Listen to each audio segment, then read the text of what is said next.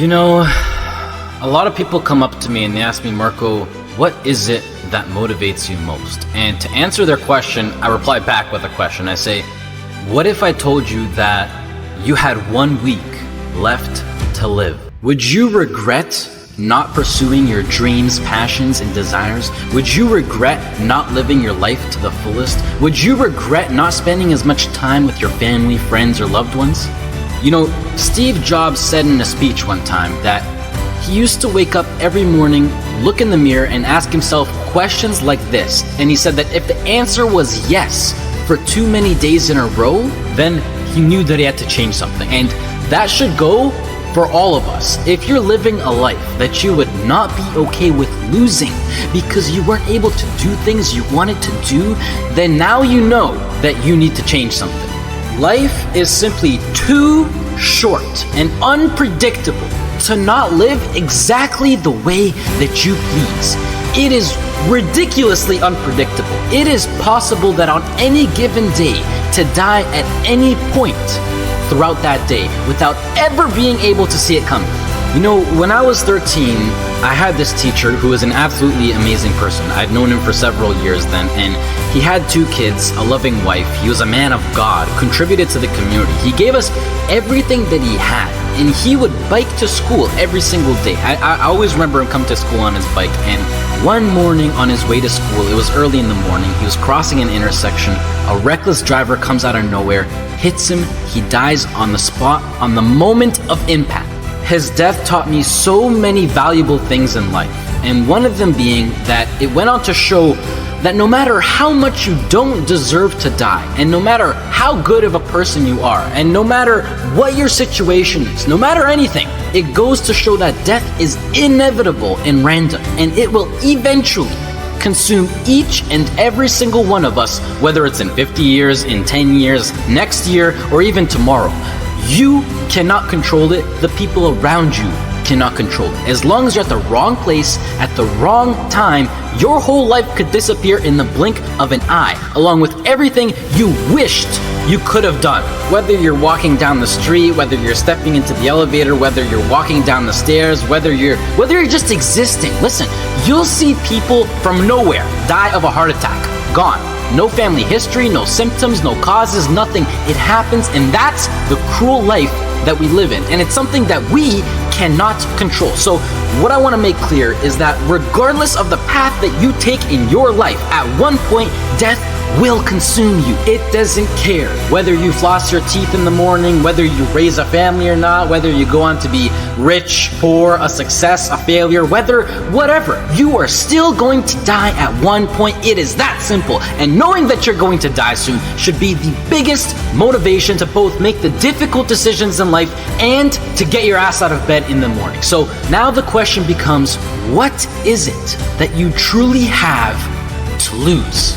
If you pursue your dreams and you fail, sure, you might be a little bit more financially unstable. You might experience stress or other feelings you wish you never had to experience. But either way, even if you fail, you will end up back to where you started, which is where you are now. So what do you literally have to lose? Some of you right now, you're thinking about maybe starting a business. You have a great idea that you want to incorporate into your lifestyle. Maybe you're thinking about pursuing your dreams to the fullest. Maybe you're thinking about putting in the work to become a doctor, an engineer, a firefighter, a professional athlete. But some of you won't follow these ambitions because you're afraid. You're afraid to fail. You let the fear of failure dictate your actions, and you're afraid of what mama or papa thinks. You're afraid of what your sister, your brother thinks, or your grandpa or your grandma or your cousins or whoever. But what truly matters is you.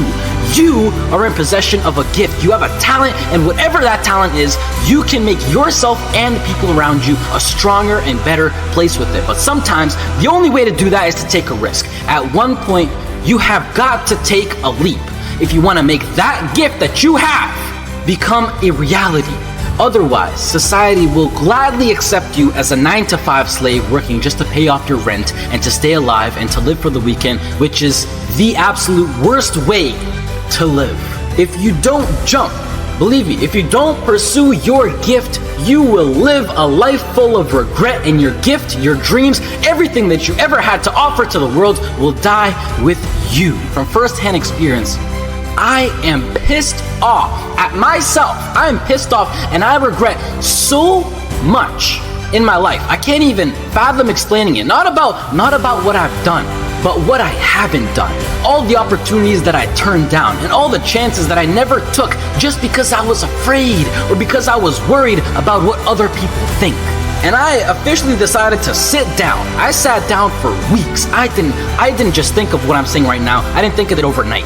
This is months. This is months of thinking, and I just sat down and I just wrote. And after comparing the randomness of death versus the chance of you failing while relentlessly pursuing your dreams versus the chance of you living a terrible life because you failed at pursuing your dreams versus just calling it a day right now and living a traditional Western world lifestyle versus everything you can think of versus absolutely everything. And I can gladly say that right now, as of this moment right here, I would rather live each day as if it were my last and take every risk possible in these sacred moments that I have on earth now to make myself as successful and happy as possible than to be sitting in my deathbed when I'm 90 years old regretting not taking a chance and thinking about what my life could have been if I just jumped when I was 18 or when I was 15 or when I was 22, because tomorrow is not a promise. I would rather die trying to live my dreams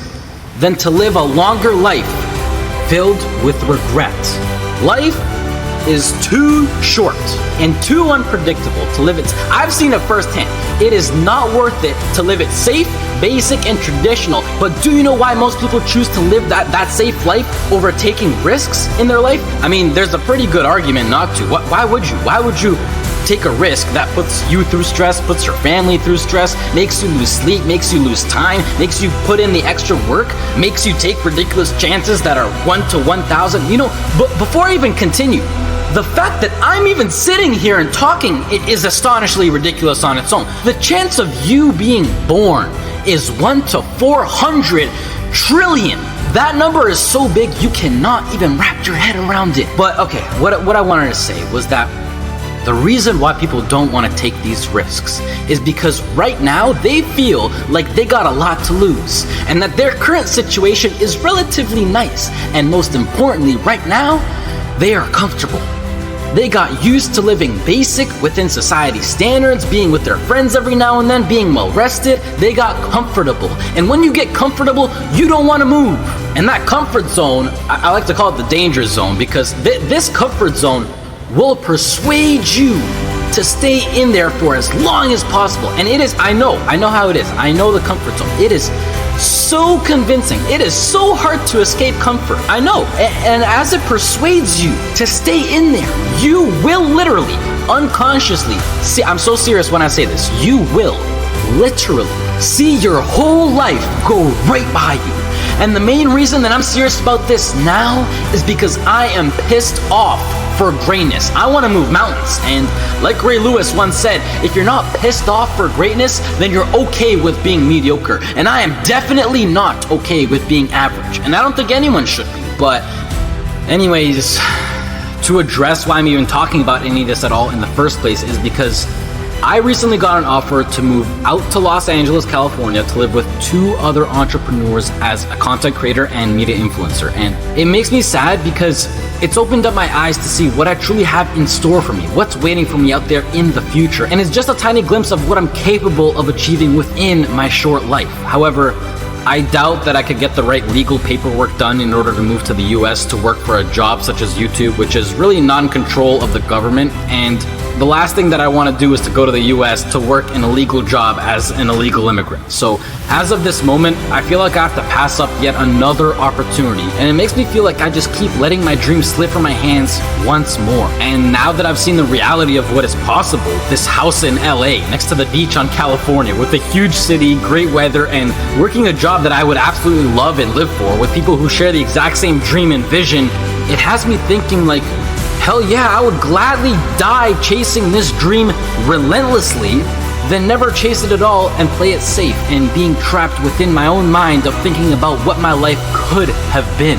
I hope to do more videos like this where I speak because they're really like a therapy for me, and it helps me get my mind off things, and hopefully some people can be influenced by what I'm actually saying. I would also like to say that I think education is extremely important and plays a crucial role into bringing success into your life, and that knowledge is power. The best thing in life is to always have a backup plan and take into consideration what if something goes wrong. And it's something that every role model that I look up to tries to enforce. But I feel like education will always be here for me to come back to, whether I'm 20, 25, 40, or whatever. And I think that I have an amazing idea, vision, passion, and drive now in my peak, and that I'm able to capitalize on, which makes me feel like I'm throwing it away if I don't pursue it. And the biggest response that I've been getting recently is, Marco, what if it fails? Which, I mean, yeah, like, what if it fails? But that's the whole point of taking a chance with things like startup companies or entrepreneurship.